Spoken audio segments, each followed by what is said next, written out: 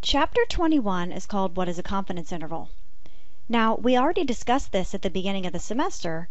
However, Chapter 21 delves deeper into the subject. Recall previously that when we were quantifying sampling variability through margin of error, we used the quick formula, which was 1 over the square root of n, and we only had a 95% confidence level to work with. Chapter 21 is going to allow us to do the more precise formula for margin of error and utilize other confidence levels at the same time. Let's revisit the question of confidence intervals by talking about a class poll. We're going to estimate the proportion of college students who engage in binge drinking during the last year. We're going to take the definition of binge drinking to be the traditional definition, that is 5 or more drinks on one occasion for males or 4 or more drinks for one occasion for females. This question was posed during a large lecture offering of Stat 110 students. Have you engaged in binge drinking during the last year? And 70 said yes and 50 said no. Assuming that this is a random sample of all college students, we are going to record the estimate of the proportion of college students who engaged in binge drinking at least once in the last year. Now, what's the name that we use for our estimate of a proportion? That is p hat. So, to compute p hat, we need to know n. How many people were asked this question? Well, 70 said yes and 50 said no. So n is going to be 70 plus 50. That's how many people responded to the poll, which is 120. P hat then is the 70 that said yes over the sample size, n. So 70 divided by 120. So 70 divided by 120 is 0.58. And we can think of that as 58%. So 58% of the sample said that they engaged in binge drinking in the last year. Now let's remember the definition of parameter and statistic. Remember, the p's go together and the s's go together. A parameter is a number that describes the population. A statistic is a number calculated from the sample that's used to estimate the parameter. So the statistic is a number that describes the sample. For the class poll on binge drinking, what is the statistic and what is the parameter? The statistic is the value calculated from the sample, that is the sample proportion, or the proportion of the sample who engaged in binge drinking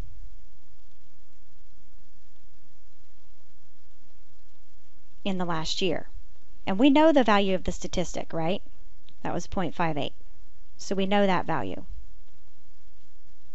The parameter is the analogous value for the population. So the parameter is called P, the population proportion, and that's the proportion of the population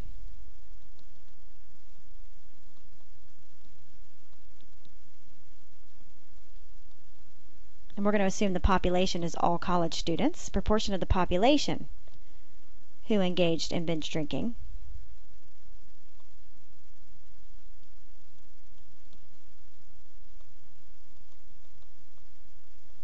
in the past year.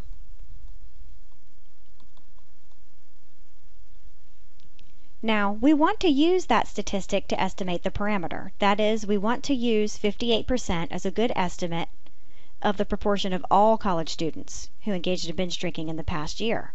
But is our statistic going to be exactly identical to the population parameter? No. And if we took different samples, we would get a different estimate each time we took a sample. We might get 60% the next time and 50% the next time after that. Remember, that's due to something called sampling variability. Different samples from the same population may yield different values of the sample statistic. Remember, the notion of sampling variability leads to that statistic having a sampling distribution. The sampling distribution of the statistic is the distribution of values taken by the statistic in all possible samples from the same population. So understanding that p hat's going to be different from sample to sample is understanding that there's going to be a different value, but that they're going to create a distribution. The distribution of those possible values is which values that statistic can take and how often it takes them. So we're going to learn another important theorem. The central limit theorem says the sampling distribution of a sum or percentage will become approximately normal as the sample size gets larger. Two statistics that you've learned this semester are actually examples of a sum or percentage. That is, the central limit theorem works for p hat,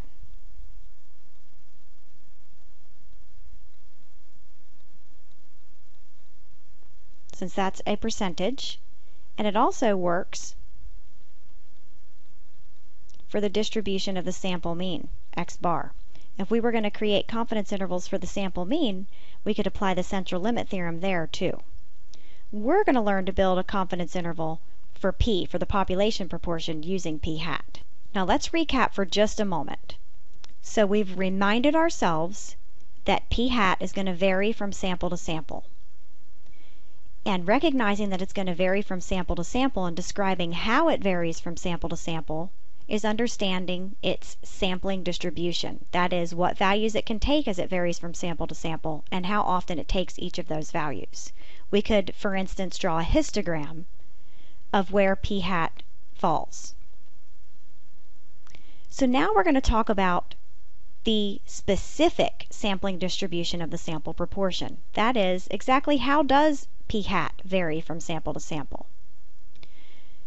We're going to suppose we've taken a simple random sample of size n from a population that contains a certain true proportion of successes, p. P hat's going to be the sample proportion of successes. Nothing new there. Now, these next three facts labeled A, B, and C are three new facts that we're going to want you to know when describing the sampling distribution of the sample proportion p hat. As long as you have a large enough sample size, then the sampling distribution of p hat is approximately normal. So that's the shape. The shape is a normal distribution. Remember, we want to talk about three things when we describe a distribution. We want to talk about shape, center, and spread. The second fact is the mean of this normal distribution is p, the true proportion. So here we're describing the center of the distribution. And the last thing we want to describe is the spread. Fact C says the standard deviation of this distribution is the square root of p times 1 minus p over n. So shape, center, and spread. Those were the three things that we learned to describe a distribution with. We're giving you a description of the shape, a description of the center, and a description of the spread. And we want you to know what those are. So if we ask you about the sampling distribution of p hat, you should be able to tell us that as long as you have a big enough sample size, the shape is normal, the mean is p, the true proportion, and the standard deviation is the true p times 1 minus the true p divided by n and then square rooted. Now let's draw a picture of these three facts. So what was the first of the three facts about the sampling distribution of p hat? That is, the shape is a normal distribution. So I'm going to draw my line all the way across the paper, leaving a little room below it to write. And I'm going to draw a normal distribution. So now we've got the shape written down. The second fact that we've learned, fact B, is that the mean of this distribution is p. So this is the distribution of how the p hats vary from sample to sample. It's saying most of the time the p hats fall right around the true parameter that we're trying to estimate, p. And sometimes my p hats are out here, and sometimes my p hats are too low. And how far out do they go? Well, our standard deviation is the kind of ugly looking square rooted formula. The square root of p times 1 minus p over n. So one standard deviation above the mean is going to be p plus the square root of p 1 minus p over n.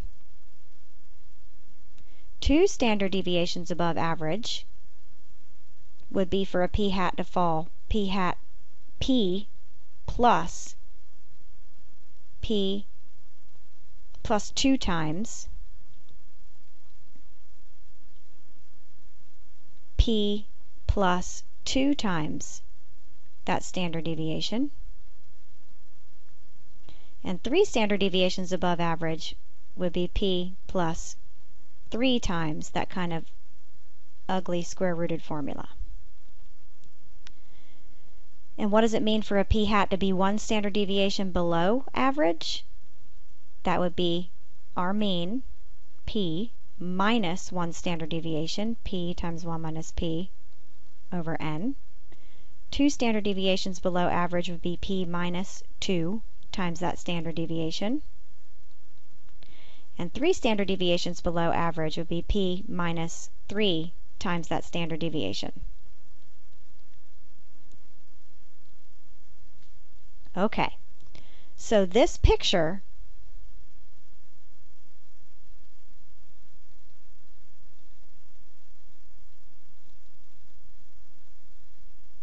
of the 3 facts A, B, and C above, right here. The distribution of p hats, that is, where can we expect p hat to fall, is shaped like a normal, centered at the true p, and has that kind of ugly looking standard deviation. Now we know something about the normal distribution. If we use the empirical rule, the 68, 95, 99.7% rule, where do we know approximately 95% of samples will fall? Well, if we put back in our numbers for the standard deviations, we know that 95% is going to be within 2 standard deviations. So 95% of p hats, the area in here, within 2 standard deviations, is 95%. So we know that p hat is going to lie between 2 standard deviations below average and 2 standard deviations above average. 95% of the time it's going to be between those 2 values. So 95% of samples will produce a p hat between p minus 2 times that standard deviation and p plus 2 times that standard deviation.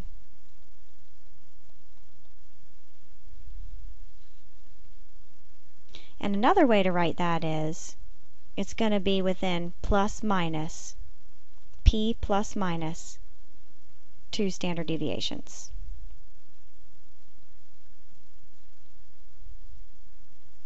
Alright, so 95% of samples are going to produce a p hat within 2 standard deviations of the mean,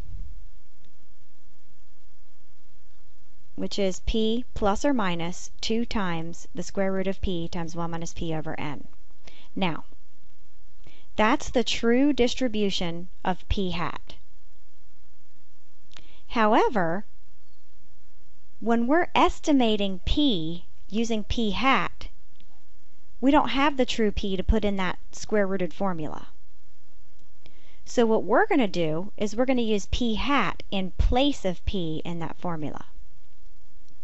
Then we know that p hat plus or minus 2 times the square root of p hat times 1 minus p hat over n is going to be an approximate 95% confidence interval for p. Let's take note of what we've done here, what we've accomplished. In the beginning of the semester, we used p hat plus or minus 1 over the square root of n as an approximate 95% confidence interval for p.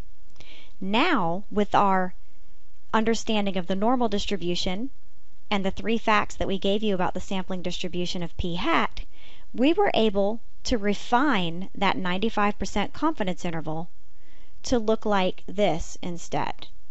P hat plus or minus 2 times the square root of p hat times 1 minus p hat over n. So we've refined our formula for the 95% confidence interval to be more precise instead of using the quick formula for the margin of error. But we still need to push this a little bit further and do a little bit better.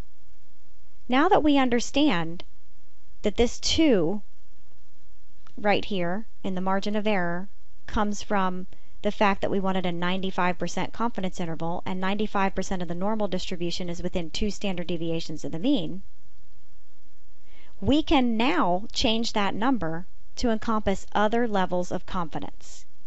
And that's what we'll cover in our next video.